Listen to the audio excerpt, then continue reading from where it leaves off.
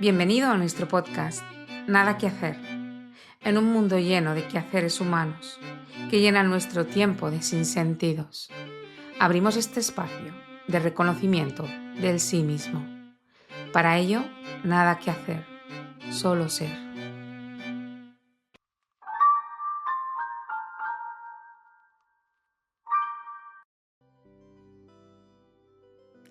Queridos oyentes, bienvenidos a nuestro podcast Nada que hacer.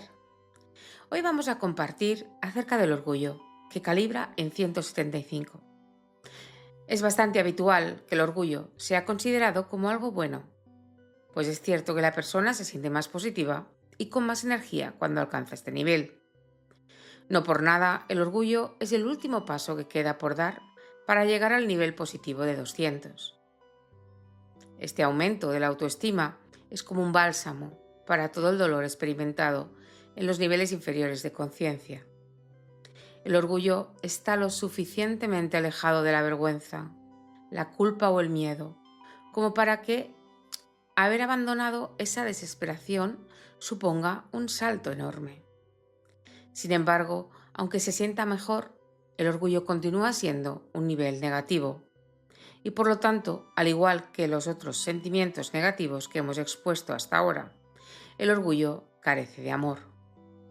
De modo que el orgullo solo produce buenas sensaciones en comparación con los niveles inferiores, pero como nivel negativo que es, continúa siendo esencialmente destructivo.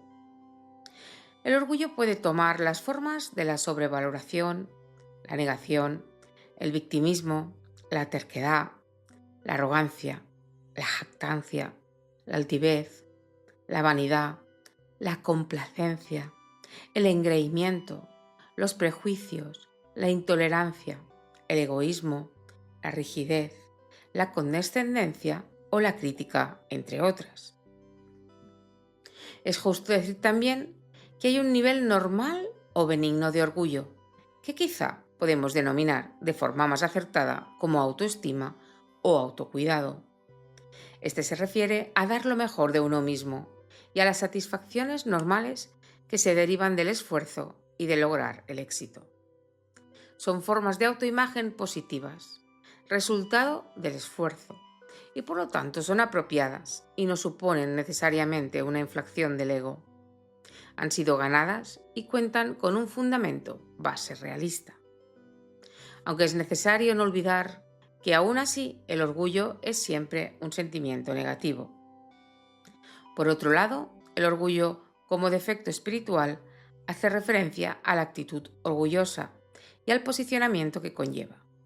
Se trata de una arrogancia que puede aplicarse a las creencias, los pensamientos, a las opiniones y la actitud general de creerse mejor que los demás.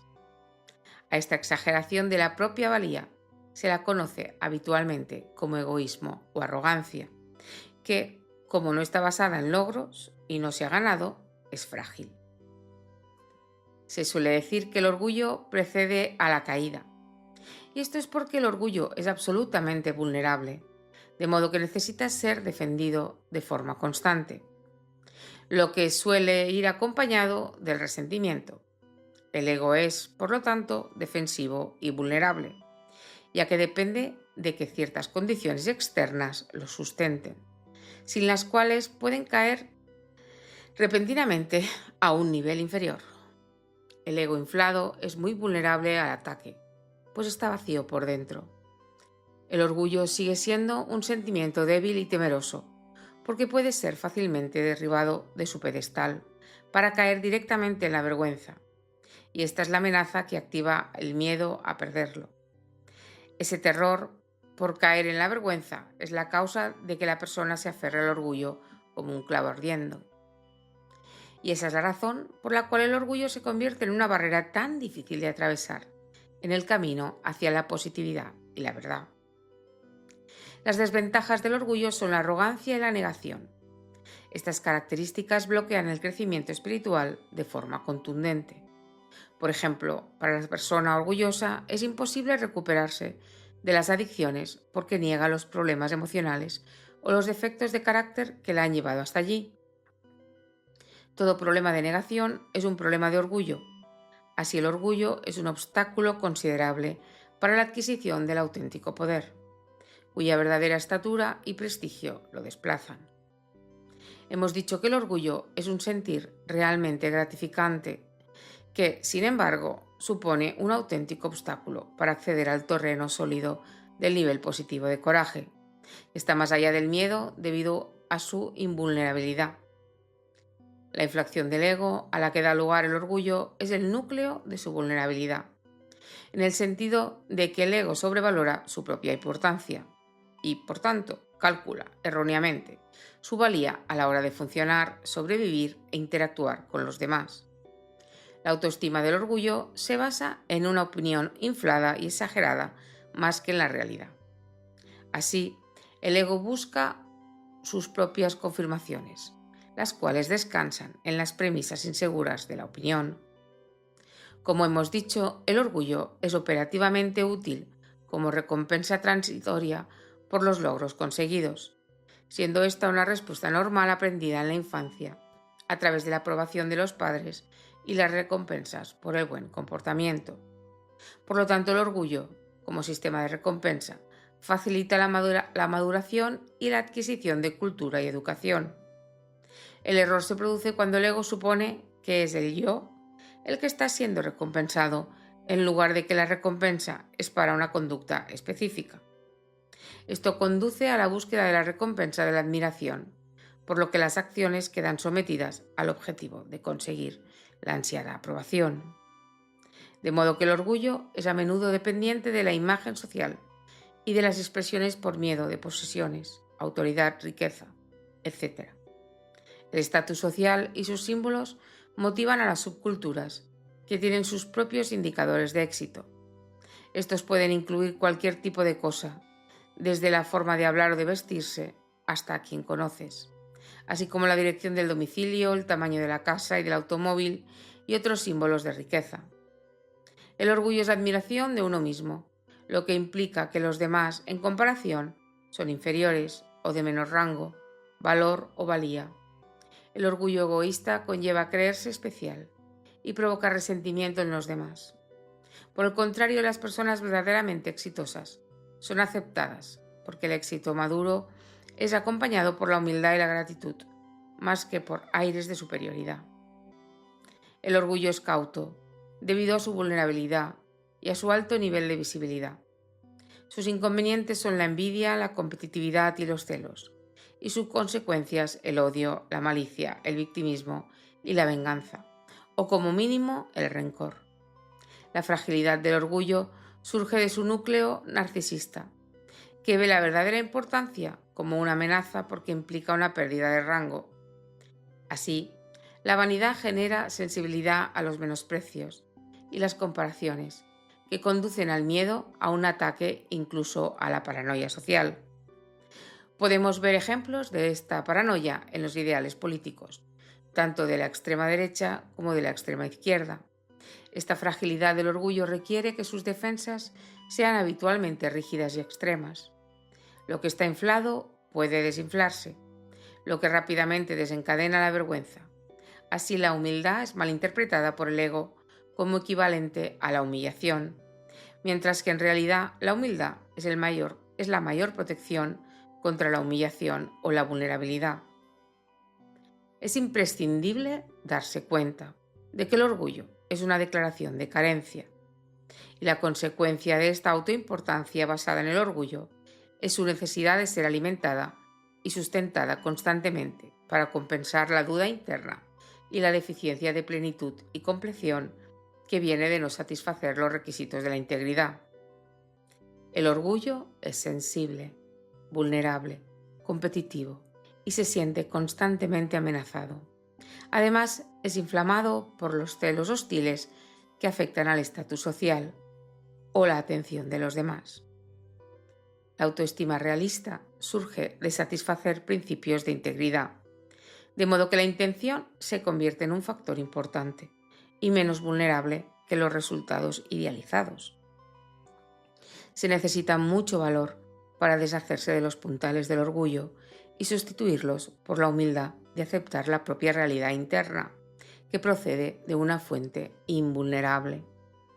Aceptar que el núcleo interno de nuestra existencia es autoexigente requiere dejar ir cualquier definición del yo como un quién y en cambio verse uno mismo como un qué. El antídoto al orgullo es un principio sencillo. Se trata de elegir la humildad y la integridad en lugar de escoger un posicionamiento, como por ejemplo la importancia, tener razón, tomarse la revancha, caer en la culpabilidad o buscar la admiración de los demás. Cada uno conlleva sus recompensas anticipadas, así como el temor a su pérdida. El error subyacente del orgullo espiritual es la presunción del ego y su reclamación de soberanía como autor y agente de los logros y resultados de la acción. Su solicitud de reconocimiento es análoga a la que la bombilla se atribuya a sí misma el mérito de la luz, cuando la fuente de su poder es la energía impersonal de la electricidad. Así, todo el mérito por los logros se le debe atribuir a la divinidad, a la providencia, a la creación misma, en lugar de al ego, de forma que los éxitos conseguidos traigan gratitud y alegría, en lugar de orgullo vulnerable. Sabemos que todo lo que logramos solo es posible porque está en nuestro potencial, que eso pueda ser así. No es gracias a nosotros que ese potencial existe, ni es culpa nuestra que ese potencial no exista. De modo que el orgullo por los logros no tiene ninguna cabida. El orgullo solo reemplaza la realidad por la ilusión. Por lo tanto, lo único necesario es ser, eso que somos. Y esto ya está dado. La gratitud reemplaza fácilmente al orgullo, premiándose a sí misma y eclipsando todo juicio procedente, tanto de nosotros mismos como de los demás. Una postura prevalente de humildad facilita todo el trabajo interno y espiritual. Generalmente, esto se pasa por alto, porque la mente se centra en el contenido de los problemas apremiantes, en lugar de hacerlo en el contexto general, en el que se lleva a cabo el trabajo espiritual. La humildad no es solo una actitud, sino una realidad basada en hechos. El devoto tiene que darse cuenta, con humildad interna, de las limitaciones inherentes al hecho de ser humano. Persona, el personaje, no sabe realmente quién o qué es, de dónde viene ni cuál es su destino, y no es consciente de la multitud de factores kármicos, tanto individuales como colectivos, que la hacen ser tal como es. Los mejores antídotos para la arrogancia son la gratitud y la satisfacción, y el agradecimiento. La verdadera humildad nos permite decir sin orgullo que los hechos son solo hechos. Uno puede ser humilde y al mismo tiempo admitir que sí, que son de hecho los más grandes y mejores en su campo particular, por lo menos en el momento actual. Esto es posible si no hay una inflación del ego involucrada. Si el egoísmo se involucra, entonces la persona siente que tiene que adoptar una pseudo-humildad y pretende parecer humilde. La sociedad reconoce la grandeza y los grandes logros, pero sin necesariamente introducir la arrogancia. La grandeza realista acepta la importancia de una posición o logro sin llegar a volverse inflada por ello. Para esto, la persona a menudo separa el yo personal de su rol, posición o función. La personalidad que basa la arrogancia en la inflación del ego narcisista tiende a tener una actitud de autoridad que no ha sido ganada por el logro personal.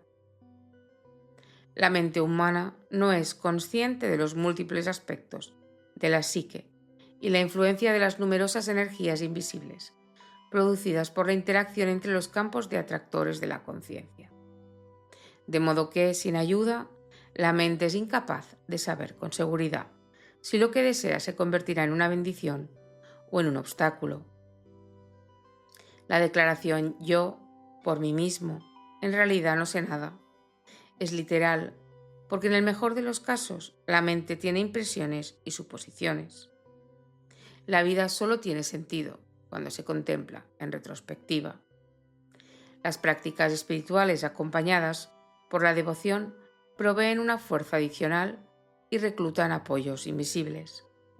Por lo tanto, la fe y la confianza, sumadas a la buena voluntad y la intención, son guías seguras que han superado la prueba del tiempo. En la actualidad tenemos el mérito y la bendición de contar con la seguridad añadida que nos ofrece la validación de la verdad espiritual a través de la calibración de la conciencia.